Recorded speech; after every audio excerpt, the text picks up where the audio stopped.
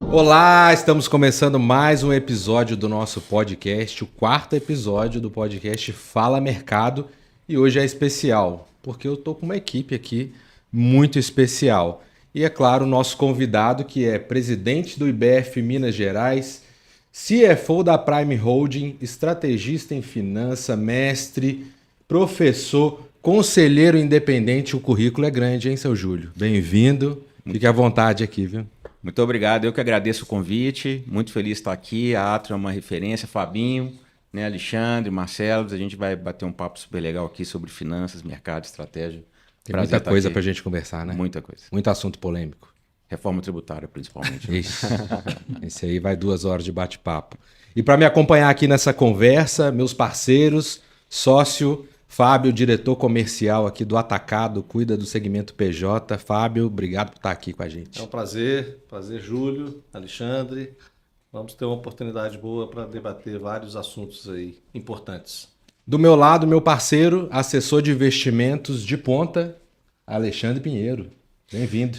Muito obrigado, Marcelo, Fábio, Júlio. Eu acho que vai ser bem proveitoso, até pelo nosso momento de mercado, ter esse bate-papo, com o objetivo de levar conhecimento aí para todos, acrescentar no que formos capazes de fazer aí. É isso aí, tem muita coisa para a gente conversar, Júlio, mas antes da gente entrar nos assuntos polêmicos aqui, juros, inflação, caixa, endividamento das empresas, conta a sua história para a gente. Onde é que o Júlio começou nessa carreira de finanças e por que finanças? Quem gosta de finanças já nasce doido, né? Então, eu sempre gostei de números, finanças e fui por essa área, né? E é muito gratificante você entender, né, todos os meandros financeiros, porque hoje, principalmente, questão de liquidez e estratégia financeira faz toda a diferença numa empresa, sempre fez, mas hoje muito mais. Passei por várias empresas multinacionais e todas elas focadas em liquidez, focadas em estratégia, pessoas, né? Todo mundo medindo o risco, né? Depois de 2020, nós, financistas, tivemos que aprender sobre logística, sobre riscos, né? Todos os portos, aeroportos fechados em 2020, agora a guerra da Ucrânia, como é que fica isso nas empresas? Então, finanças se estendeu muito mais, se estendeu para finanças mais estratégia. Os financistas estão muito mais perto dos CEOs hoje, né, do que estavam antigamente. Então, mudou muito. Então, eu vim para essa área, trabalhei em grandes empresas e eu sempre gosto de reforçar isso, né? Fiz graduação em administração, pós-graduação e todos os diplomas podem pegar todos e rasgar, não vale mais nada, o mundo é outro.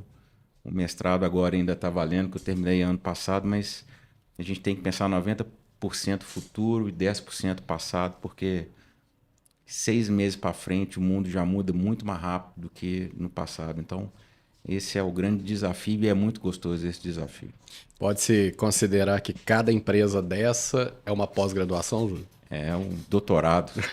Hoje você está na área financeira de empresa, nesse mundo de hoje você é um doutorado e esse é o grande desafio e se reflete nos resultados das empresas hoje, esse desafio de fazer margem, fazer EBITDA, fazer lucro, estrutura de capital correta e entregar para o acionista, né, a cada 3 meses um resultado positivo, remunerando o acionista de forma correta.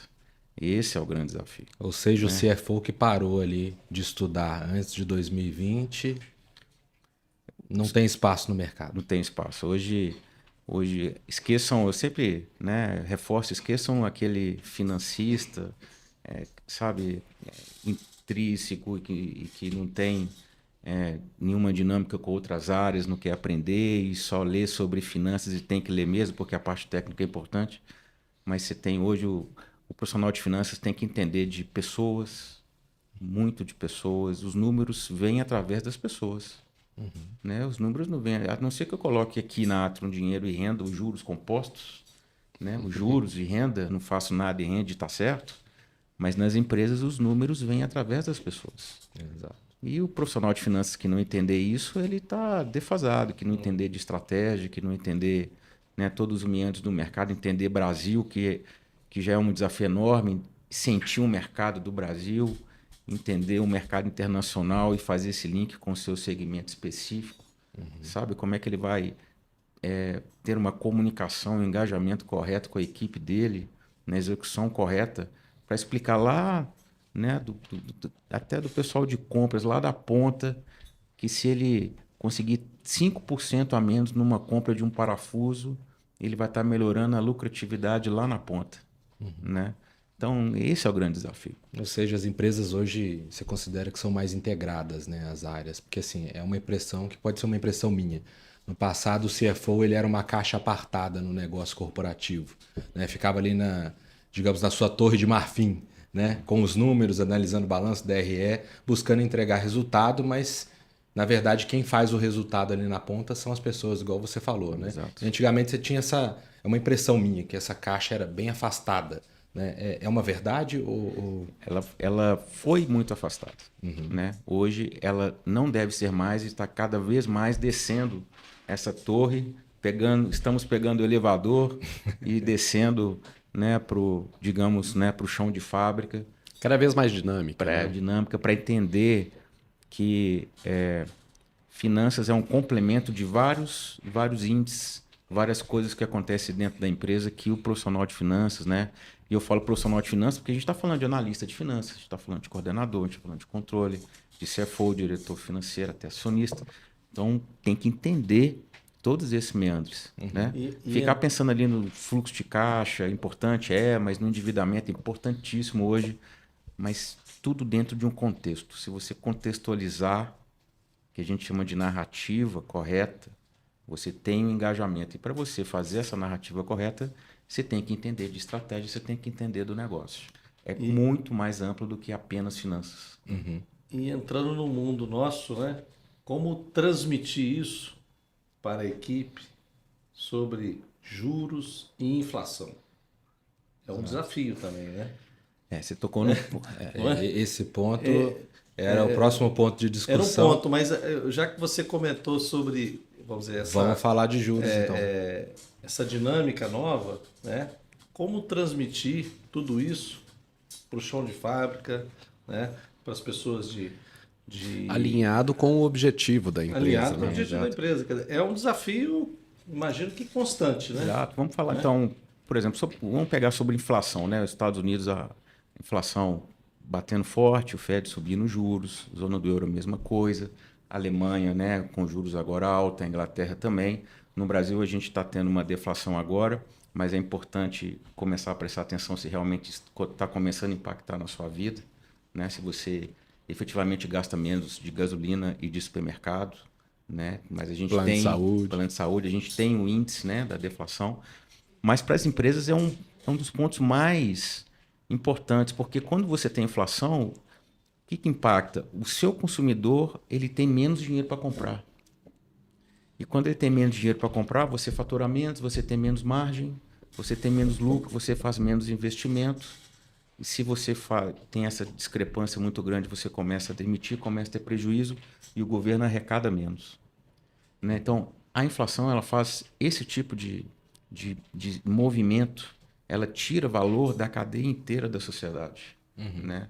Então, por isso que... Aí fazendo um link com juros, por isso que o Banco Central sempre coloca nas apresentações dele, olha, nós estamos fazendo uma escolha. Nós estamos escolhendo ter juros altos ao invés de correr o risco de ter uma inflação alta. E os juros altos, ele também impacta muito a cadeia. Sim. Se você for ver agora no resultado agora no primeiro trimestre, das 296 empresas, né, que liberaram o resultado, todas elas diminuíram, em média, o lucro dela em menos 18,8%. Né? Quando você vai ver, entrar por dentro dos números, eu tive curiosidade de entrar em algumas, elas venderam mais, tiveram mais margem, foram até o EBITDA correto. Mas o que tem depois do EBITDA? Tem depreciação e tem principalmente a conta juros. Então ela vem correta, mas chega na conta juros, ela toma um valor forte de juros que ela tem que pagar. O caso da Magazine Luiza é assim, e ela acaba que ela tem menos lucro. Então você tem uma inflação que corrói o poder de compra do consumidor. E você tem os juros que deixam o consumidor com medo de comprar. E o varejo está enxergando muito isso. Mas todas as empresas estão enxergando muito isso. o poder, a compra, e é isso que o financeiro tem que entender, a compra muitas vezes ela é feita pela confiança de que eu vou estar empregado no médio e longo prazo para poder pagar a prestação. Porque o brasileiro ele não faz conta dos juros que ele está pagando, ele faz conta se a prestação cabe no bolso dele. O brasileiro não tem essa cultura. Você vai comprar um carro, vai pagar lá R$ 699 de prestação, se você está pagando R$ 500 de juros, né, e 199 é a amortização do carro, muitas poucas pessoas fazem essa conta. Se cabe no meu bolso, Se cabe no meu bolso, segue o jogo. ótimo. Então é mais a confiança de pagar. Então, Não juros tem a altos. importância que o carro custa 100 e ele está pagando 300, né? É, exato. Ao final da conta, né? Imóvel, mesma coisa. Sim. Né? Então, muitas vezes, os juros altos, ele impacta financeiramente toda a cadeia, como a inflação, mas ele impacta principalmente a percepção da confiança de que eu não vou comprar o bem agora porque eu não sei como é que é o dia de amanhã, porque os juros estão altos. E essa percepção de não ter confiança é o que me faz, por exemplo, de não ir numa empresa de varejo comprar uma televisão, comprar uma geladeira. Aí eu penso assim, você pensa assim, pronto, varejo com problema. Varejo com problema impacta na área de investimentos. Aí o que acontece? Ela tem lá um estoque enorme, ela precisa, né, operar, né, ter dinheiro para operar a operação, precisa de necessidade de capital de caixa, ela não está vendendo, o que ela faz? Precisa de empréstimo. Aí que entra a estrutura de capital. Então, agora o Banco Central, com essa deflação, eu acredito que a gente vai entrar. Eu não gosto de fazer... as pessoas ficam falando assim, o que o Banco Central vai fazer no próximo mês? Eu sempre gosto de pensar em janelas de tempo. Então, qual que vai ser o cenário daqui 12 meses? Daqui 12 meses, a tendência é os juros baixar. Hoje é 13,75, mas mesmo que baixe para 11 é alto. Sim. Se baixar para 10 é alto. Se baixar para 9 é alto. Então o cenário é bem-vindo ao mundo caro e com juros altos. Você tem que preparar a empresa para isso. Né? Então, se o Banco Central baixar 0,5%, 0,25%, vai continuar do mesmo jeito. Né? Então, é esse cenário que a área de finanças tem que ficar muito atenta. Então, quando uma empresa tem inflação, o consumidor não está comprando e os juros impactam o resultado dela e a confiança, né, do consumidor de não ir comprar, e as empresas com necessidade de capital de giro vão ter que se ajustar à estrutura de capital, que é o grande desafio que vem desde 2021 e principalmente agora 2023. Então, elas começaram fazendo debêntures, 2021 explodiu o debênture, né? Todo mundo fazendo. A IPO acabou no Brasil, que era uma estrutura muito importante da área financeira, da cadeia inteira, desde a empresa até mesmo a cadeia financeira, o IPO, e ele consolida o capitalismo, né? É a empresa colocando a sua estrutura de negócio, a sua confiança de negócio para os acionistas que acreditam, a sociedade que acredita na empresa e que vai ter retorno dessa empresa. Então, isso acabou no Brasil.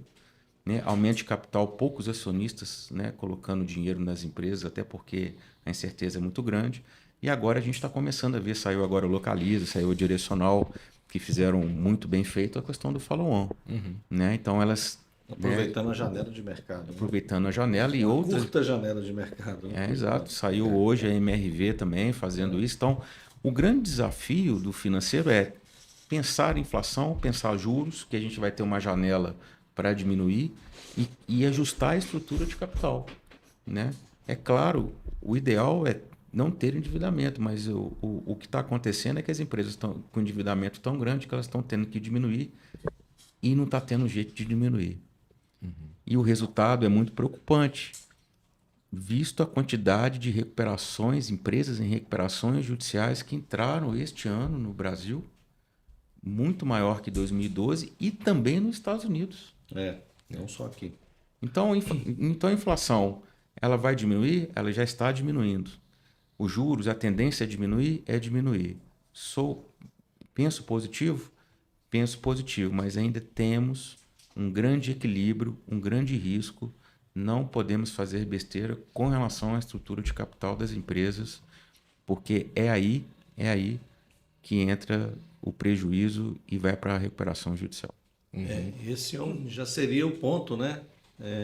Para a gente pensar, né, que mesmo com todo esse cenário, a gente vê muitas empresas impactadas, com crédito apertado, sem liquidez, os bancos mais restritivos, a inadimplência subindo, né? E esse é outro desafio para várias empresas, né? Para vários setores, né? Exato. É um momento de olhar para dentro também, né? De avaliar todos os custos, Perfeito, né? Fábio. Todos os riscos, né? Então é um desafio que se vive todo dia, né? Muito bem colocado, porque se eu não consigo repassar, se eu não consigo ter lucro com o meu cliente, porque ele está sem poder de compra, e se eu estou pegando empréstimo para fazer faturamento, ou seja, eu não estou tendo um faturamento saudável, estou trocando dívida por faturamento que vai impactar no meu juros e no meu lucro, como que eu vou manter as margens das empresas através do custo? Por isso que nós vimos e estamos vendo uma quantidade enorme de empresas fazendo desligamentos, grandes desligamentos no Brasil e no exterior. Então elas estão ajustando o custo fixo dela. E eu aconselho fortemente para você, se você não consegue repassar a margem para o seu cliente, você tem que mexer no custo do seu produto, do seu É isso que eu ia serviço. perguntar. Qual que é a saída assim, prática para a empresa? Pô, a gente tem um poder de compra diminuindo, o juros está alto. Se ele tomar capital agora, ele vai pagar caro. E aí você falou de um dos pontos, né? Seria fazer um ajuste do custo fixo. Né? Ou seja, demissões e outros O custos. pessoal, Mas na prática, assim. quando eu falo isso, né, é importante você ter tocado nesse assunto. Quando eu várias vezes coloco isso nas minhas redes sociais, eu sempre recebo feedback, nossa, você está mandando demitir e tal. Sim. A conta é a seguinte, é preferível eu diminuir o tamanho da empresa, manter a empresa e sobreviver a empresa na crise, do que eu manter a empresa deficitária e ela acabar para 100% das pessoas. Então, esta mentalidade, né, de estratégia, de finanças, olha, sim, pessoas serão impactadas, mas a empresa vai passar com 30% a menos de pessoas, mas vai passar. O mercado são ciclos. Depois que o ciclo voltar e, né, a empresa fazer tudo certo, muitas vezes essas pessoas que não estão na empresa mais, no futuro elas podem voltar. Mas é preferível você tomar essa decisão agora de forma correta do que não tomar a decisão e a empresa acabar para 100% das pessoas. Né? Então é um raciocínio que muitas vezes as pessoas não entendem, né? Finanças têm esse pragmatismo, mas na verdade você está tomando uma atitude para você preservar a empresa. Um outro ponto, se você não consegue repassar por causa da inflação e do juros, você tem que mexer na sua estrutura através do custo, e muitas vezes as empresas estão mexendo através do custo do produto. Você tem que diminuir o custo do seu produto, do seu serviço. Para quando você oferecer para o cliente, você oferece num preço menor, mas você tem, né, no caso, né, vamos pegar um exemplo, fábrica, você tem um custo do produto menor, que você, mesmo com o custo do produto menor, você consegue manter as margens. Porque o negócio aqui, no passado, principalmente com as fintechs, se prezava muito a questão do faturamento. A empresa vendeu tantos bilhões e tal, e nesses anos para trás que nós vivemos com juros baratos, negativos no mundo, o acionista muitas vezes não prestava atenção que tinha que ter o resultado no final da linha. E hoje está todo mundo prestando atenção no resultado no final da linha. Ou seja, o que antes o mercado prezava muito, faturamento e EBITDA, agora os acionistas estão prezando margem e lucro. E isso muda completamente a dinâmica da área financeira, completamente a dinâmica dos produtos financeiros oferecidos às empresas, muda completamente a dinâmica de como os profissionais enxergam o que eles têm que fazer e muda completamente como enxerga a estratégia dela perante o cliente. Você tem que vender, é importantíssimo, mas a empresa fala assim, eu não quero vender com prejuízo mais. E tem que vender bem. E tem que vender bem. Tem que vender para quem paga. Por isso que nós... Não Exato. pode ter inadimplência. Por isso que nós vimos as fintech... Ou seja, né, todo mundo aqui está vendo aqui, vai estar lembrando da quantidade de fintech que quebrou. Sim. Que quebrou. Ainda tem algumas na bolsa que no final da linha ainda dão um resultado negativo, mas estão na bolsa ainda e estão crescendo, né? Baseada numa expectativa futura de geração de lucro, né? Exato. Expectativa de lucro e lucro são coisas completamente diferentes. Sabe? Então, assim... Um está distante do outro. Um caso agora foi a NVIDIA. Há 2 semanas atrás, 3 semanas atrás, saiu a NVIDIA vai 1 trilhão, né, e tal, não sei o quê, porque inteligência artificial e tal. Eu tive a curiosidade de entrar no resultado da NVIDIA. E eu questionei, olha, o resultado dela não comporta essa perspectiva de lucro de 1 trilhão, né? Eu acho realmente que ela vai chegar, ela tem perspectiva, vai chegar, mas essa perspectiva foi que criou a bolha de 2000 da internet. Sim. E muitas vezes essa perspectiva, claro que está muito incipiente ainda, mas essa perspectiva que todas as empresas que têm inteligência artificial valem bilhões da noite para o dia, pode levar ao mesmo risco que nós tivemos em 2000. Mas, respondendo a sua pergunta, é exatamente isso. Ou a gente, né, porque tem a questão macro, que é a inflação e juros, mas a questão do que porque nós temos controle na despesa mesmo. Nós temos muito mais controle na despesa do que na receita. A gente olha para dentro, ajusta a empresa por dentro para sobreviver, para ter caixa, mas para ter caixa também para uma estratégia, para aproveitar as oportunidades. Daqui a pouco tem muita empresa boa, com produto bom e tal, quebrada. E você vai lá e pode aproveitar as oportunidades. Né? Então é diferente de você ligar a televisão ou ver o jornal e eles fazerem uma previsão de que será que o Banco Central na próxima reunião vai baixar os juros? O que eu estou falando para vocês aqui é mais amplo. Eu estou contextualizando todos esses pontos: inflação, juros, custo, estrutura de capital, estrutura da empresa, como o consumidor enxerga a empresa, para o financeiro fazer essa conexão com a estratégia para explicar isso na ponta para as pessoas que geram o resultado. Esse é o grande desafio. E a pergunta que não quer calar: o Banco Central vai baixar os juros na próxima reunião? Qual que é a sua opinião? Acho que tem opiniões diversas aqui, né? O próprio Banco Central está divergindo ali na mesa, né? Eu acho que... Mas a gente pode dar as nossas cartas aqui e fazer uma aposta, né? Eu convido vocês a um raciocínio, né? Ele fez a escolha de eu vou manter os juros altos porque eu não quero inflação alta.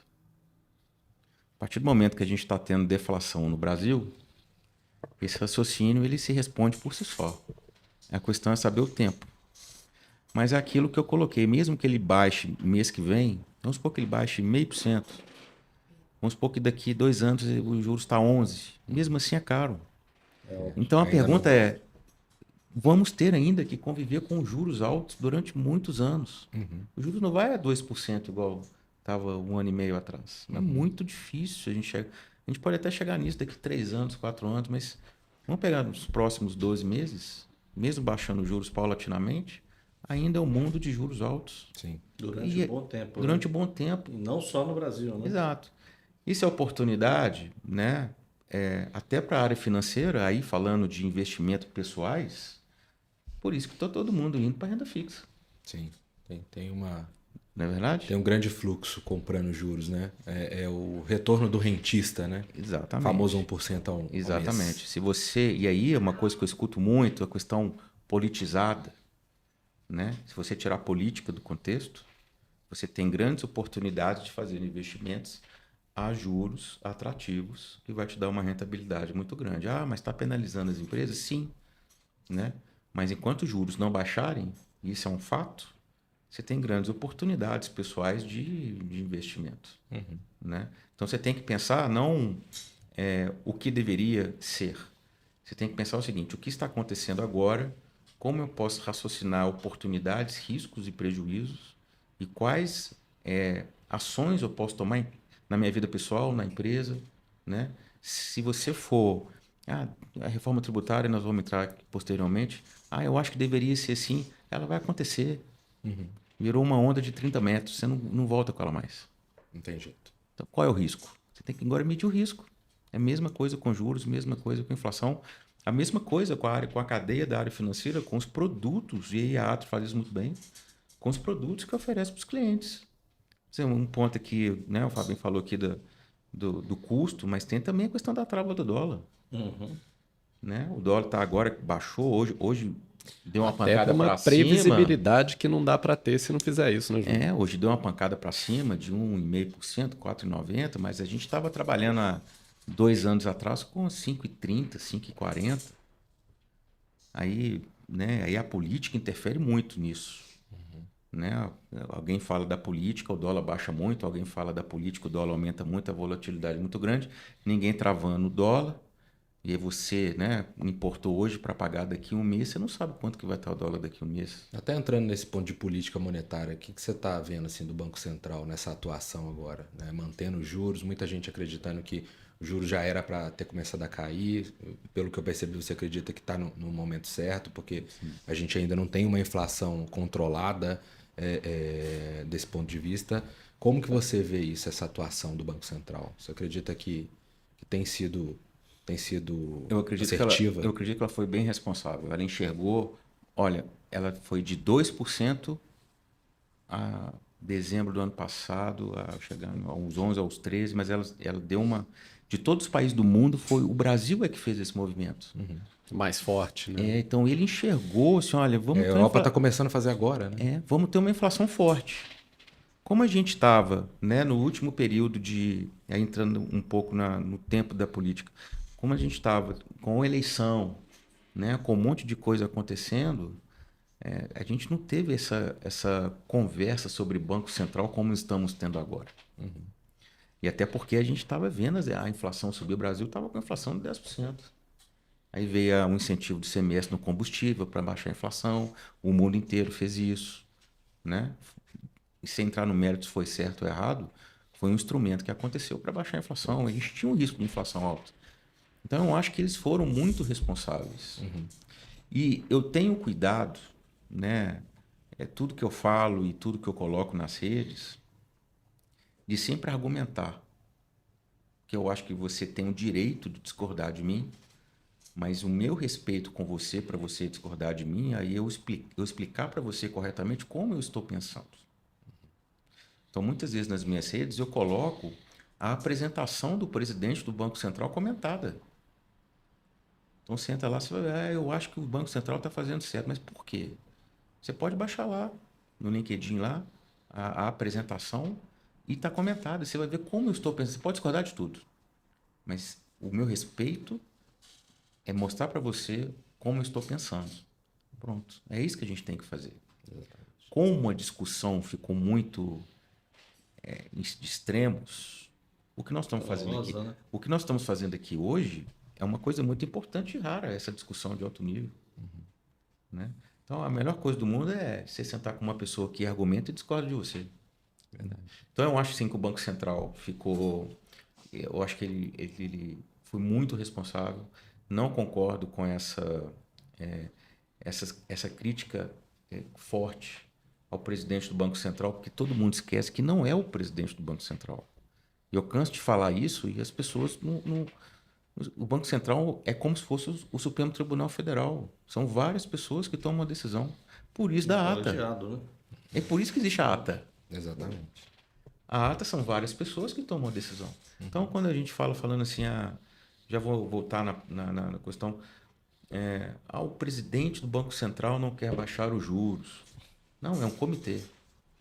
É uma reunião que acontece, tem uma ata e tal, não sei o quê. Então, eu acho sim que eles foram muito responsáveis. Acho que a gente vai ter começar a ter baixar os juros, mas eu acho que ainda até chegar no nível que realmente faça um impacto na vida das empresas, das pessoas, acho que vai demorar aí 1 ano e meio, 2 anos ainda. Se for nesse 0,5%, mais 0,25%, mais 0,5%. Se for nessa expectativa. Que né? tá expectativa. É um consenso do mercado, né? Ser paulatino. Paulatino. Essa redução. E eu acho que as empresas vão ter que conviver com isso muito tempo aí, o custo do produto, igual o Fabinho falou, a questão da trava do dólar. Então, quer travar o dólar? Tem que travar. O Alexandre falou que tem que te dar previsibilidade no caixa. Eu vou pagar tanto daqui a 30 dias. Sim. Bem ou mal, você sabe quanto vai pagar. Pega esse custo da trava, coloca no custo do produto e veja se você consegue repassar ao cliente. Se você não conseguir repassar ao cliente pelo custo do produto, veja se você consegue absorver, mas você tem a previsibilidade. Mas pense bem, há 3 anos atrás, 4 anos atrás, a gente está falando de 2,80, 3 o dólar. Sim. Você imagina se, 2019, alguém já 2023 hoje 4,90, você está doido? E nós estamos aí com 4,90 e chegou a 5,40. E como é um desafio, né? de um gestor financeiro fazer o controle desse caixa. Né? E vou acrescentar, até olhando para o passado, né? Você falou que o mundo mudou depois de 2020, porque tivemos a pandemia, né? E muita volatilidade no mercado em todos os aspectos, né? E faz parte do dia a dia de um CFO tentar prever coisas. Mas quem previa que os juros iam cair tanto e no outro ano subir tanto e tão rápido, né? Como que você curto faz espaço uma de tempo, gestão eficiente dentro de um cenário desse? Assim, como é que foi o dia a dia do Júlio lá? Você ficou sem dormir? Não, eu estou sem dormir até hoje. Sem dormir até hoje.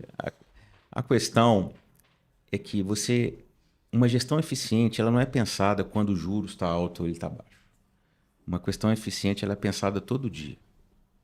Então, uma empresa que tem uma cultura de custos, uma cultura de pensar liquidez, uma cultura de rentabilidade na venda que faz, uma cultura não só de pensar até no EBITDA, que é importante pensar até no EBITDA, mas de pensar até o final da linha. Mas não é só ele, né? No lucro líquido lá, no final da linha.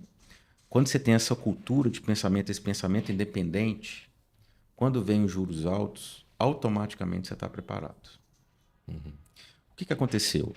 Como os juros eram muito baixos no mundo, você pegava dinheiro emprestado, não olhava muito o custo, vendia, porque a sua operação pouco eficiente, ou mediamente, né? Não sei se diz essa palavra, mas uma operação média de forma eficiente ou pouco eficiente, ela pagava os juros, porque os juros eram muito baixinhos. Sim. Então, os juros baixos não te forçava, muitas vezes, a pensar a produtividade como você deveria pensar. O dinheiro estava barato, né? Barato. Fintech, muitas empresas quebrando. Quando os juros aumentam, ela só não interfere na cadeia produtiva, ela interfere no calibre que os profissionais precisam ter para buscar essa produtividade que os juros altos fez você perder. E é isso que os profissionais não estão sabendo fazer. Por exemplo, inflação. Eu peguei um pedaço da inflação, o Alexandre pegou, você não pegou, o Fábio pegou. Uma geração inteira não sabe lidar com a inflação. Não sabe lidar, que é. Às vezes o mundo, né? O O mundo. mundo não sabe lidar com a inflação muitas vezes, né? O mundo inteiro não sabe lidar com a inflação. Uma geração inteira de gestores financeiros que não tem a mínima ideia de como lidar com a inflação. E eu aconselho fortemente, sabe aquele senhor de 60 anos, 70, que está do seu lado, que vivenciou a inflação e tal, vai lá e conversa com ele. Por exemplo, eu prefiro muito mais ter o desafio de buscar produtividade na empresa porque os juros estão altos do que ter o desafio de repassar o preço do produto com inflação a 40% ao mês. Vamos voltar na Muito Como mais fácil, né? Vamos voltar na Argentina. Aqui hoje, Argentina, 90% de inflação. Como é que você faz a precificação de um produto com 90% de inflação? E nós tínhamos quase, né? Pois 84,65, você lembra disso? Década de Ao 90, mês. 80. 80. Pois é. Então eu prefiro muito mais ter esse desafio de buscar a produtividade com juros altos, claro que é ruim para todo mundo juros altos, do que ter que repassar uma inflação que é uma coisa absurda de você fazer. Para quem está nos vendo aqui, a inflação em 94 era altíssima, depois com o plano real veio 94 e depois se controlou. Então desde 94 para cá que a gente tem uma inflação controlada. Veio 2020 com a pandemia, começou a explodir e aí uma geração inteira ficou sabendo que existia a tal da inflação e ficou sabendo que existia, depois de 2008, teve uma grande injeção, principalmente, né? Depois de uma grande injeção de dinheiro no mundo, os juros ficaram baratos. Ou seja, o recado para o empresário, o CFO que está nos ouvindo, tem que aprender a conviver com o cenário de juros, seja alto, seja baixo. Bem-vindo ao mundo caro, bem-vindo a juros altos, bem-vindo ao desafio de custos, bem-vindo a buscar produtividade dentro da empresa, bem-vindo ao consumidor sem dinheiro e bem-vindo ao mundo muito mais incerto do que ele pegou há 1 ano e meio atrás. Mas antes esse cenário do que uma inflação descontrolada, né? Eu prefiro esse cenário porque você consegue de alguma forma traçar uma estratégia do que repassar 40%, 50% por mês de inflação no preço de um produto, para o consumidor que você não sabe como é que vai fazer isso. Uhum. Né? Então, esse e o presidente do Banco Central, ele coloca muito isso. E tem um slide lá dele que fala assim, olha, a inflação ela impacta muito mais os pobres. E é verdade. Né? Então, eu acho sim, os juros, ninguém quer juros altos. Mas eu acho que agora a gente vai ter uma decrescente e eu acho que ele fez a escolha, né? O Banco Central fez a escolha correta. É preferível ter, neste momento, juros altos do que inflação alta. Legal. E a gestão do caixa, nesse momento, também é super importante, que você também tem que capturar a receita, né, dessa taxa de juros elevada, né, enquanto persistir, né, fazendo uma gestão curta ou às vezes média, né, olhando, né, claro, os seus investimentos, os seus compromissos, mas fazendo ali também uma gestão bem próxima, né? Exato. Gestão de caixa, diga-se algumas ações importantes. Alongamento da dívida, se a empresa tiver. Necessidade. Pois é, então assim, os bancos estão abertos. Os bancos, se vocês tiverem curiosidade de pegar o balanço dos bancos, está uma provisão enorme de inadimplência lá dentro. É isso, eu ia entrar nesse ponto, era um tema de debate aqui, mas aproveitando esse gancho do Fábio, que você entrou nesse assunto da questão da inadimplência. A gente tem um cenário de altas de juros que às vezes a empresa precisa de tomar crédito, mas os bancos não estão afim de dar crédito. Essa que é a verdade, né? A gente vê isso no nosso dia a dia, né? Porque já estão com uma inadimplência alta. E aí, o empresário que está nos ouvindo lá, com a empresa dele, né? Precisa de um capital de terceiro para poder sobreviver nesse cenário de juros altos. Já fez o que podia, já enxugou o que podia de custo fixo, né?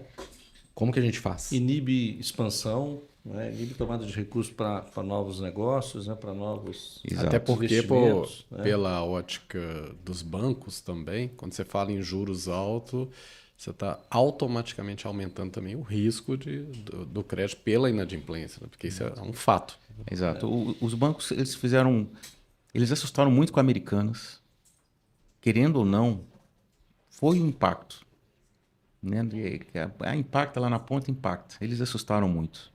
Né? A pressão da sociedade também foi muito grande. Nessa questão da Americanas, especificamente um instrumento do varejo chama risco sacado. Né? E tem também essa provisão grande da inadimplência dos bancos. Né? Lembrando que você tem inadimplência dos bancos, mas quando você renegocia uma dívida comigo, eu deixo de ser um possível inadimplente e coloco para contas a receber para frente dentro do balanço. Então, eu alivio a minha inadimplência e eu vou para contas a receber. Mas eu era um inadimplente até você negociar comigo. Então, o risco é grande. E os bancos estão muito mais seletivos e eles estão fazendo o papel deles. Sim. Bom, para a área financeira, eu sempre coloquei isso. Você tem que ter, nos momentos bons e nos momentos ruins, você tem que ter um relacionamento muito bom com o banco. Você tem que mostrar o que está acontecendo, né? Nos momentos bons e nos momentos ruins. Você tem que ser transparente. Porque muitas vezes para o banco, né? Muitas vezes lá, a gente recebe as analistas de crédito que fazem análise de crédito para te dar empréstimo, o valor, vou te dar 1 milhão de crédito. Você pega quanto você quiser. Essa analista, ela tem que ir na sua empresa. Ela tem que ver o produto que você faz, o que você faz, a estrutura que você tem, Sua governança. sua governança, Seu pleno funcionamento. seu pleno, não é... Aí é claro que os bancos, né, eles vão no período de vaca magra, os bancos vão lembrar disso e vão selecionar isso. Então tem essa questão até para alongar a dívida, né? Como é que faz o capô? A primeira coisa é alongar a dívida, né? Faz a portabilidade, ó, estou pagando aqui 30% ao ano. Você pega minha dívida aqui por 25, pego. Eu vou pagar com 120 meses. Você faz aqui com 360 meses ou 5 anos, você faz com 10 anos. Pô, isso aí, essa diferença de rentabilidade desse alongamento do prazo da dívida vai se reverter aonde? No valor do empréstimo mais juros que vai estar lá no seu fluxo de caixa. Impactando cada vez mais o impacto do seu resultado no mês. Porque lucro contábil não é caixa. Vou repetir, lucro contábil não é caixa. Você pode ter um lucro contábil lá e sem dinheiro na conta. O que vale hoje é dinheiro na conta. Então, você alonga a dívida, alivia a prestação lá no seu fluxo de caixa, faz a questão da gestão do custo, trava o dólar. Vem aqui, por exemplo, na Atos, se você tem algum recurso lá, né, do seu caixa. Alexandre, me dá aí qual que é a rentabilidade diária que eu tenho, né? Você dei mais um que eu posso pegar dinheiro amanhã, mas não deixa Que é o uma dinheiro, forma de proteção desse valor. não né? deixa o dinheiro parado e ele tá todo dia rendendo um pouquinho ali. Pelo menos ganhando da inflação ali no caixa. Exato. Empresas mais estruturadas, né, de forma correta, o FDIC. Empresas mais estruturadas. E nós estamos falando de outro tipo de movimentação financeira, né? Então, assim, e o FDIC usado de forma correta. Ele é muito estratégico, né?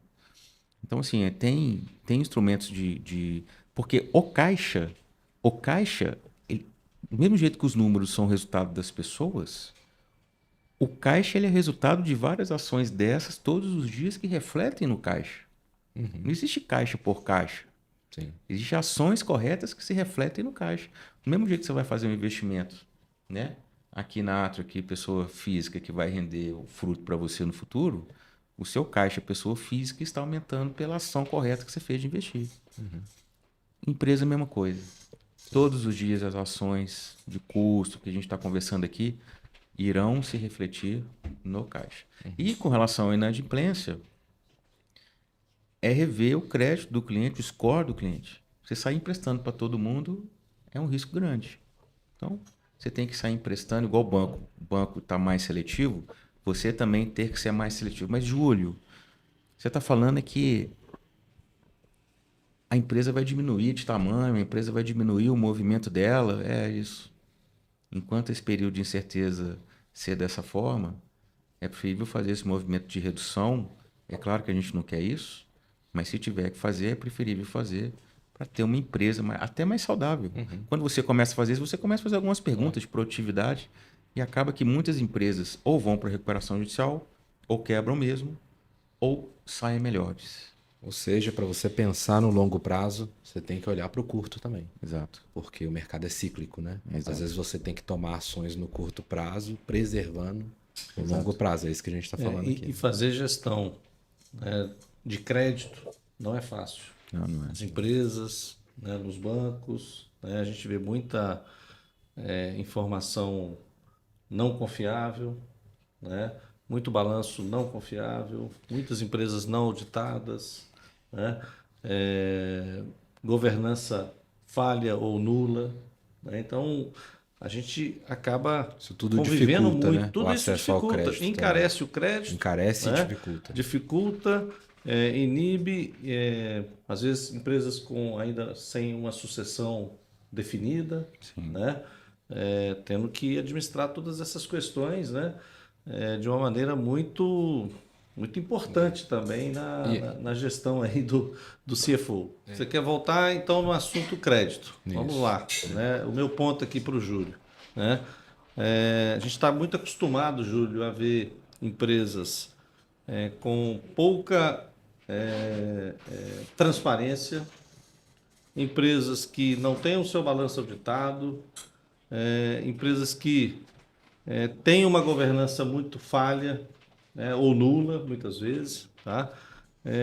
E isso é constante, né? Se as empresas também não se prepararem, né, se os empresários não se prepararem para isso, não olhar para a questão, por exemplo, de planejamento sucessório nas empresas, né? Isso acaba onerando o custo final para o crédito para aquela empresa.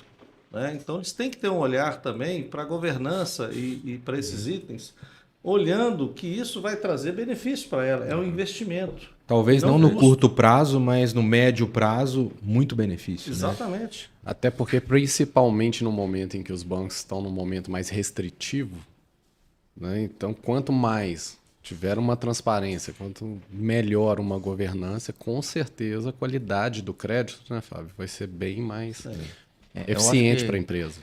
O que os empresários têm que perceber é que quando ele está pegando dinheiro emprestado, ele vai pagar os juros e tem algumas coisas ali nos juros que muitas vezes ele não pensa. Tem ali o spread do banco, né, que é a lucratividade do banco, tem ali o risco E tem também um outro ponto nos juros ali, quando ele vai te emprestar dinheiro, que é a falta de confiança. Isso compõe o juro. Então, a Selic hoje é 13,75, mas você vai pegar um capital de giro, você vai pegar 30. Outra empresa vai pegar 25. Mas por que dessa diferença? Tem Por quê? empresas que vão pegar a 18. 18. Por quê? 16. Quem vai pegar 18 tem um relacionamento com o banco correto, entrega, mesmo não precisando, né, do empréstimo, vai lá e manda o balanço correto, né? Faz todo esse relacionamento. Em 2020, nós vimos que nós devemos tratar muito bem os nossos fornecedores. São os fornecedores que seguram as empresas na crise. E banco é estratégico para as empresas. Então, aquele empresário que pensa em banco só na hora que dá problema, que entrega uma DRE errada, um balanço errado, que não é auditado, que quer esconder em algumas outras contas algumas coisas ali, primeiro ele está passando o recado para o mercado de que ele e a empresa dele não é séria. Verdade. Então, se alguém quiser emprestar dinheiro para ele, ele vai pagar caro. Né? Então, assim, eu sempre falo, questão, né, a gente teve vários problemas de corrupção, empresas multinacionais no Brasil e tal, questão de ética e compliance, mas eu sempre falei o seguinte, no final das contas, por mais que você gaste milhões de compliance, no final das contas, é você com você mesmo, é uma escolha pessoal. Você pode ter um empresário que não tem um compliance ainda, que não é grande, mas que te entrega tudo direitinho. Conversa com você, é transparente, te explica. Olha, Mostra tem tudo, esse aqui, né? não sei o quê. Ele é muito mais correto do que aquela empresa que gasta milhões em compliance e te entrega um negócio todo, né, fora do padrão e acha porque é grande, tem o direito de fazer isso. Lembrando que o CNPJ é a soma de CPFs. Sim. Não existe a empresa fazendo errado. São pessoas das empresas fazendo errado. Não existe empresa com corrupção. Existem pessoas usando a empresa, fazendo a escolha de fazer corrupção. Então, a ética ela é muito importante e ela é uma escolha pessoal. Então, um empresário ou profissional que acha que não tem que prestar atenção nisso, ele não é uma pessoa séria. E o mercado, com certeza, vai selecionar, O mercado pune. pune e vai tratar ele como uma pessoa não séria. E sabe reconhecer. Também. Exatamente. E a questão da sucessão, rapidamente, o Mater Dei lançou agora a sucessão, a Redditor lançou agora a sucessão. É um ponto que o mercado presta atenção, porque a gente tem muitas empresas familiares grandes que abriram a IPO no passado, então é um ponto muito importante. Mas ser sério é uma escolha. Né?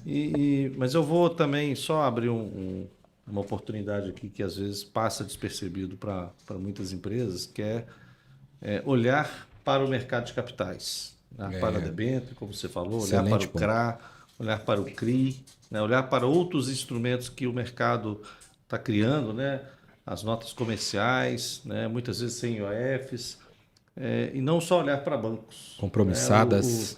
As compromissadas Na na gestão parte do de caixa. investimento, na gestão do caixa. Mas eu digo, para o mercado de capitais, o acesso a crédito, né, ser um novo... E o Brasil está crescendo nesse segmento. Está abrindo diversas gestoras, diversos parceiros novos, né, que não só bancos, né, que estão criando aí um ambiente propício para acessar o mercado de capitais, muitas vezes pela primeira vez, né, ou às vezes com operações de menor monta, né, e é uma tendência de mercado. Né? Então chama atenção para aqueles que queiram, né, também olhar por essas novas vias que estão se criando. Ou aí. seja, existem veículos disponíveis no mercado que às vezes os CFOs estão indo para o lado tradicional, capital de giro com garantia aval, e aí isso está encarecendo o custo do dinheiro, porque entra em todos esses pontos que a gente falou, e aí entra um pouco na questão de atualização também, né, que a gente está falando. O cara não está atualizado, ele não está sabendo dos produtos disponíveis hoje de crédito, de reperfilamento de dívida, como que faz para alongar, e tem muito veículo hoje, né, Fábio? Tem muito veículo. Como diz o Júlio, as oportunidades, né, Júlio? Exato. E vocês Costumo aqui... falar que hoje existem muitos provedores de crédito Isso. no mercado. Exato. E vocês fazem um papel muito importante, porque, falando especificamente da Atro, vocês atendem os clientes, vocês dão essas opções. Sim, Né? sim. Então, os profissionais de finanças, eles têm essa abertura. Né? Então, eles têm que sair do tradicional e buscar opções, e tem opções. Sim. E no mercado restritivo, com grandes problemas, você Mercado tem que se de capitais atualizar. É uma solução E interessante. talvez solução, talvez você está soluções. conversando aqui. Até preservando os limites de crédito nos bancos e acessando o mercado de capitais, mantendo esses limites de crédito nos seus respectivos Perfeito. bancos, né? É isso aí, Então, é isso aí. são caminhos alternativos que a gente tem que buscar. O debate tá Vamos bom. fechar esse ponto. Isso que eu ia falar, o debate tá bom, mas a gente tem um assunto importante para tratar aqui. O tempo Reforma tá correndo. tributária. Reforma tributária, Júlio. É o que tá assim na boca do mercado agora, né? E aí, pontos positivos, negativos, qual que é a sua análise geral? Tem os Antes dois. de você entrar na análise geral, explica pra gente assim, bem geral, quais são os pontos abordados nessa reforma e o que vai mudar na vida do empresário aqui, né? Perfeito. Bom, primeiro, essa posição minha não é uma posição do IBEF. Okay? O IBEF, nós criamos o Comitê Tributário, a gente está estudando ainda e a gente vai lançar um comunicado no mercado no momento propício.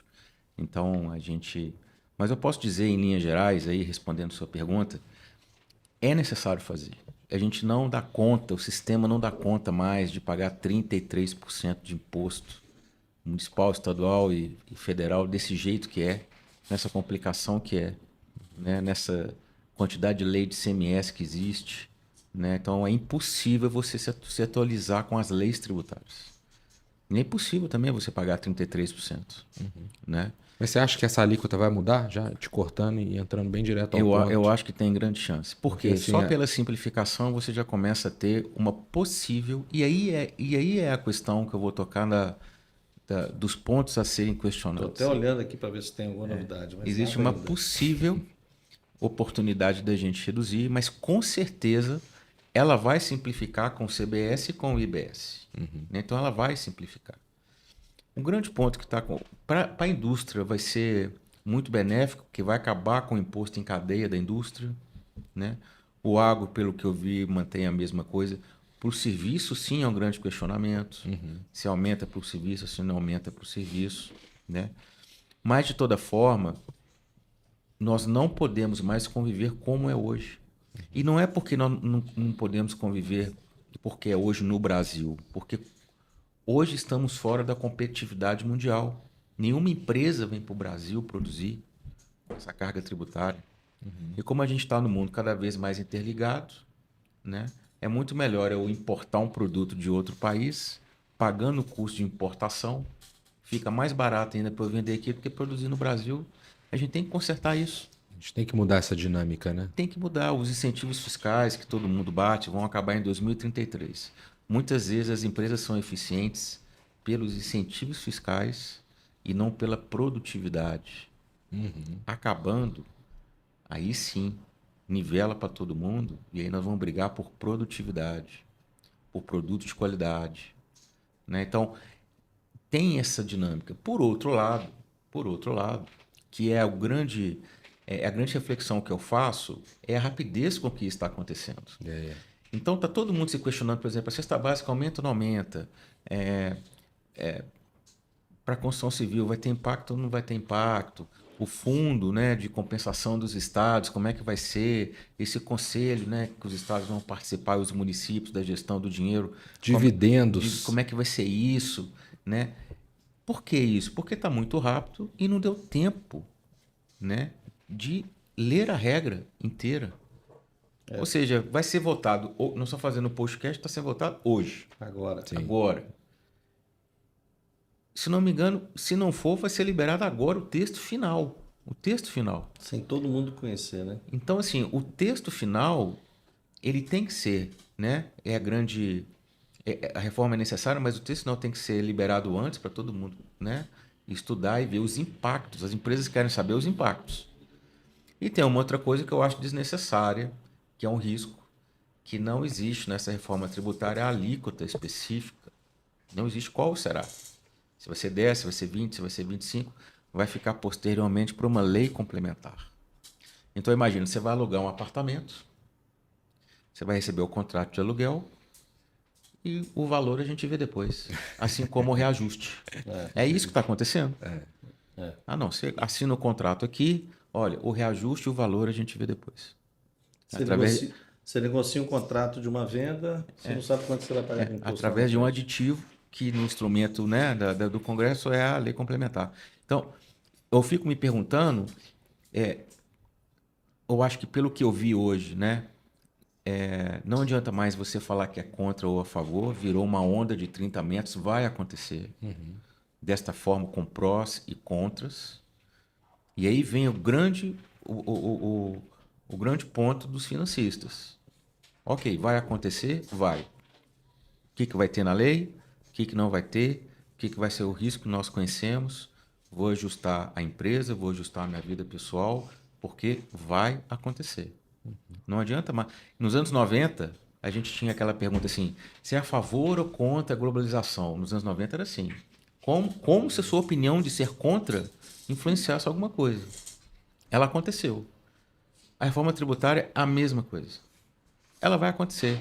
Agora você tem que medir o que vai ter, quais são os prós, quais são os contras e efetivamente se ajustar. O que eu acho que o IBF, aí entrando um pouco no IBF, ele vai propor é assim, já que é por lei complementar, que todos os pontos da lei complementar sejam especificados em até 6 meses da aprovação, para não ficar muito tempo sem a gente saber os pontos principais. Então, já que vai ter lei complementar, que tudo se define em 6 meses, porque a gente vai ter esse ano para a gente verificar todos os riscos e partir ano que vem para essa nova regra. Mas eu acho que é necessário. A gente está fora da competitividade do mundo aí, tirando, né, você tocou no assunto dos dividendos. Eu acho que vai ter os dividendos, mas no mundo é assim, você tributa os dividendos, mas você diminui o imposto de renda. Então a empresa paga lá 24% de imposto de renda, mas tributa os dividendos. Não dá para a gente continuar pagando 33% e ainda tributar os dividendos. Essa né? conta não fecha. A conta não, quer dizer, onera. Onera. Eu vou repassar para o cliente ou eu não vou abrir empresa. Né? Então, tem todo essa janela que a gente está conversando aqui agora é uma das maiores janelas, um dos maiores desafios do Brasil para os financistas, para as empresas, para a área financeira que a gente está vivendo. E vai ser mais um aprendizado que a gente... Então, a gente já tem o carimbo de 2020 no braço, nossos netos, né? Já tem o carimbo de 2020. Vamos vivenciar a reforma tributária no Brasil, que tem 40 anos que não faz. Então, a gente tem muito aprendizado, muita história para contar. E tem nesse ponto de dividendo que você comentou, Marcelo, tem um item que tem muita empresa com estoque de dividendos a distribuir para esse ano. Exato. Distribui ou não distribui? Ou deixa para tributar no ano que vem? Né? É uma situação que muitas empresas devem estar olhando, CFOs, principalmente os acionistas, né? Querendo acessar aquele dividendo sem a tributação ainda nesse exercício. Eu acho que... Ao mesmo tempo preocupado com caixa. E ao mesmo tempo preocupado com caixa, quer dizer... Então, se você tem um estoque de dividendos lá, um caixa curto, né? Muitas vezes, quer dizer, tem que talvez buscar soluções inteligentes para alguma coisa... Olha para a área financeira, que resolvido. sinalização importante. Hein? Por que um acionista que acredita na empresa que faz tudo certo vai distribuir dividendo nesse momento? Se ele quiser distribuir dividendo, ele não vai pagar porque não é tributado ainda. Mas se ele não está seguro de que a empresa dele remunera o dinheiro dele mais do que o mercado financeiro, é porque é por isso que ele abre a empresa. Para remunerar o dinheiro dele mais do que o mercado financeiro. Senão ele deixa no mercado. Senão ele deixa no mercado. Mais fácil. Eu tiro o dinheiro, vendo a empresa, vou pôr no mercado financeiro e vou pescar. Se ele não está seguro que o dinheiro dele que está rendendo da empresa vai gerar mais que o mercado financeiro, ou é um risco o dinheiro dele lá, o que ele vai fazer? Vai distribuir dividendo. Aí é um recado para a área financeira. Se ele acredita que ele está fazendo tudo certo, eu vou deixar aqui porque eu acredito na empresa, acredito no mercado, estou fazendo certo, vou recuperar meu dinheiro muito mais lá na frente. É um outro recado que ele passa para os bancos, para a área financeira. Isso aí. É isso aí. Né? Então, tudo é recado. Tem que saber, aí é o desafio.